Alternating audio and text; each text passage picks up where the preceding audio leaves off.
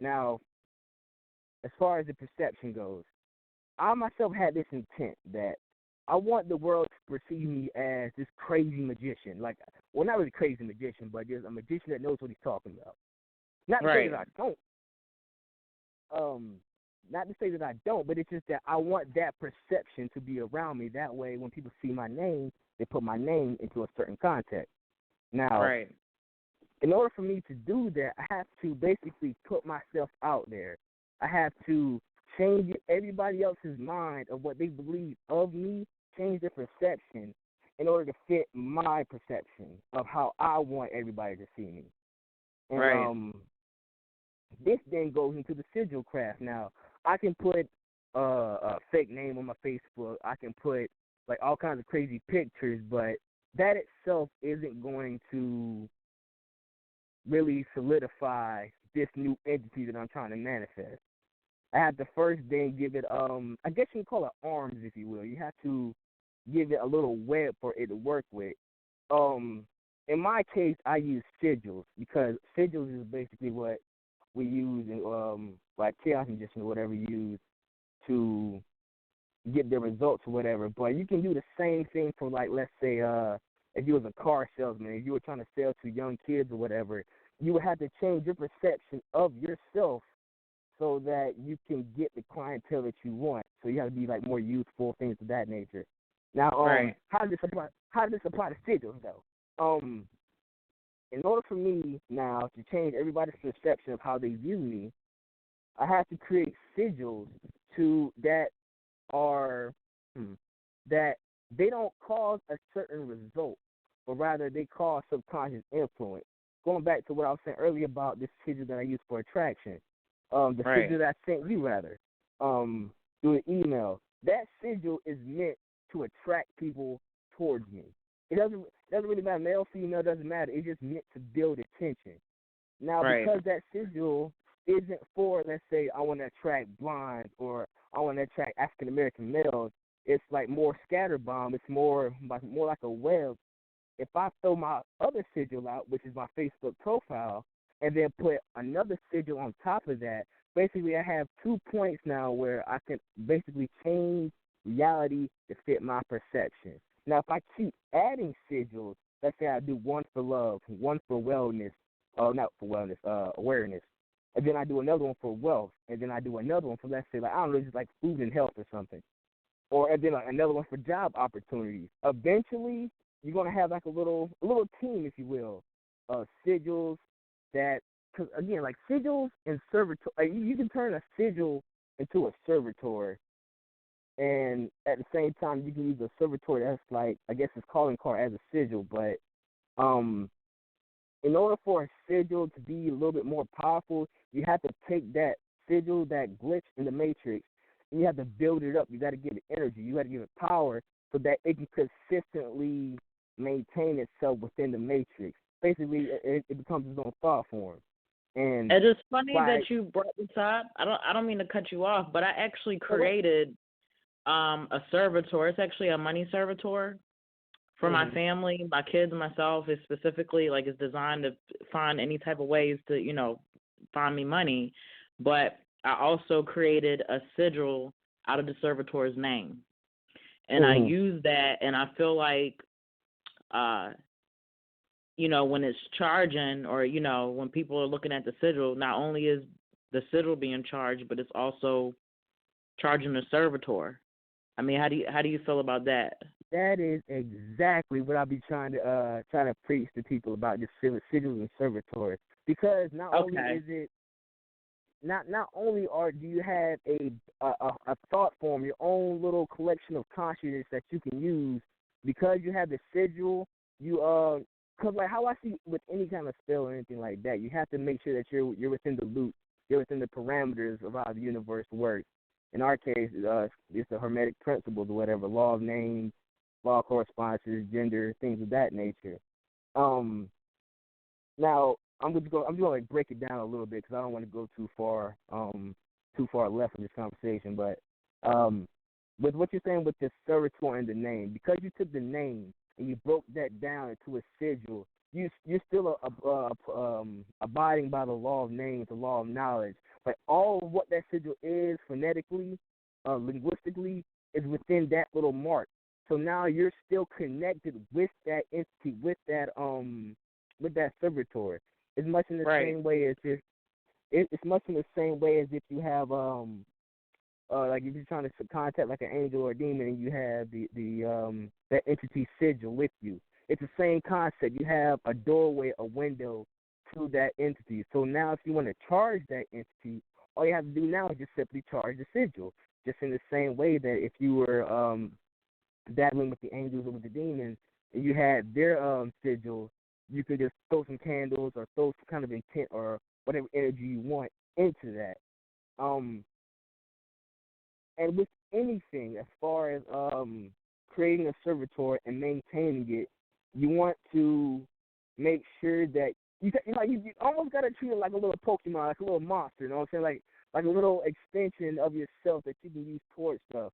Because once a sigil, you turn a sigil into a thought form, it kind of becomes a hyper sigil, but not necessarily. You know what I'm saying? Because it doesn't have which I can get into in another interview about how you can turn a more powerful servitor. Because like one thing that people have issues with, they make little thought forms via sigils, or they make a thought form, create a sigil for it, but like it's fancy. You know what I'm saying? There's too much detail in it, so the subconscious can't let it go and allow that thought form to manifest. But one thing that people can do, which I don't want to get into, that is too much, but write everything you want down, and then every week just cross one trait out. It's not like you're erasing it. You want to basically just take all the traits that you have and condense it down into one source, like one little motto, or that's what a rhetoric is supposed to do. And it's the same thing if you were doing intent, a statement of intent, and you were knocking down letters. Like When dealing with sigils and servitors that are programmed, can they be beneficial to somebody else? Like, say, my money sigil. You know, if I give it to somebody else to use and say, you know, this will bring you money, will it also benefit them and also charge my stuff more as well? Or are things that are just programmed for one person, they won't benefit somebody else if they use it? That kind of like, for example, if I gave you my attraction sigil, even though its purpose is for attraction, it's meant to attract people to me, so it won't really do much to you. And just like how you think with the money sigil, if your sigil for money is specifically to give wealth to you and only you, giving it to somebody else is probably more detrimental than it is beneficial, because that servitor will then start taking money from whoever it's attached to at that moment and then bring it back to you. Okay. But if you, from the ground up, start saying that, well, this sigil just attracts wealth to itself, then, or rather to whoever is in control of it, then it will start attracting to that person. You know what I'm saying? Like you can't take a sigil, or rather a servitor, and just put it for yourself and then give it out to other people, because it doesn't really. You can't sit here and have something that's programmed for you go out and try to do good stuff for other people, because again, like the servitor is not programmed to. So the servitor doesn't have the same kind of mindset that you have. Servitor is going to be like, well, that's her family, protect them. Servitor is going to see, oh, that's a victim that got a pocket full of money. I need that to complete my mission, to complete my programming. So it will then start taking away from your loved one rather than being beneficial. But like I said, if you from the jump created one so that its main purpose is to just attract wealth, then yeah, you can. That's interesting. And I'm trying to see if I can see if I haven't went over something. Also, going back earlier within the conversation you said about the loop or whatever. The main thing I really preach to people nowadays is that don't worry about what school of thought you come from. I don't care if you're Rosicrucian. I don't care if you're British traditional witch, if you're a Boudon, doesn't really matter. As long as you understand the principles, because one thing that I've learned is that your imagination is probably the most powerful tool within your arsenal. Because even if you're the most craziest, you can summon any kind of form that you want. If you can't envision it, if you cannot imagine that whatever being that you're trying to manifest, if you cannot manifest that within your third eye, then there's really no point. When you're creating something, either via a servitor, a sigil, or even just trying to bring something down within a ritual, you have to create that mental framework first, and then what's going to happen is your imagination is going to fill in all the blanks. Um, kind of the reason why certain spirits or whatever they've changed over history. Some people say, oh, because they got a different name or like they have like a different like there's something that within causing the change. Well, I can't verify that. But one thing that I do know is that the human mind changes over time. Subconsciously speaking, subconsciously speaking, the same Lucifer that you worshipped, well, not really you, but like anyone worshipped, thousands of years ago isn't going to be the same Lucifer thousands of years later because the people that worship them then is different than the people that worship them years ago. So no matter what, like with the whole perception and context thing, the context of who Lucifer is changed because the perception of him changed over time. That being said, once you're able to understand your imagination, you're able to put anything you want into context because you can imagine a different perception anytime. Like going to the whole perception thing. You can look at a cross, right? And you know for a fact that in this time period it means something. It means Christianity, salvation, the crossroads, things of that nature. But if you can imagine a different meaning, a different context to it, and just keep imagining it over and over until it becomes an obsession.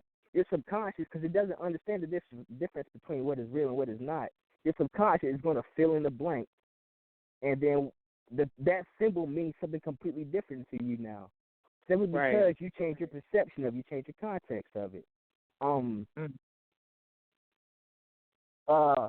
This again, this ties back to the sigil magic because you can look at a sigil, right? Like I give you a sigil, and it has a certain kind of name to it, or a certain kind of context to it. But I don't tell you what that context is. Rather, I give you a different name, or a different meaning to it. Like I gave you a sigil for money, but it's actually, I don't know, to steal all your socks. Your perception of that sigil will always be to get me money or attract wealth or whatnot. Now, if I myself want to change the perception of, I don't know, something very minuscule, but that sigil's involved, I would keep feeding you perception, just like how with phraseologia and just the overall perception of who I am. I'm like, I would say, it sounds kind of shady to be honest with you, but this is just advertisement. This is influencing your mind. This is how it works. I would keep feeding everybody the same thought of I am phraseologia, I am this, I am that.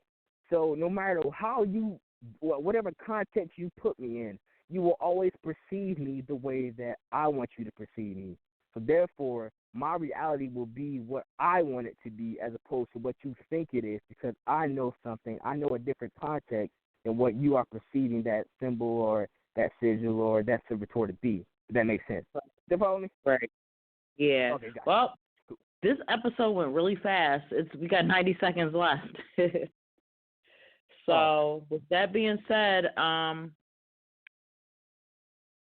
we'll definitely have another episode coming up. I'll probably let you know. We'll schedule that. It was great to have you on. So I guess until next time, we'll finish the conversation where we left off here. All right, and also I wanted to say next time when I get on, I'm probably gonna have like a little rough draft or whatever that like a couple points I want to knock off because like there's just so much information I had to skim over. But I'll make sure next show your listeners get a lot of good information that they can use in their craft. Okay, definitely. All right.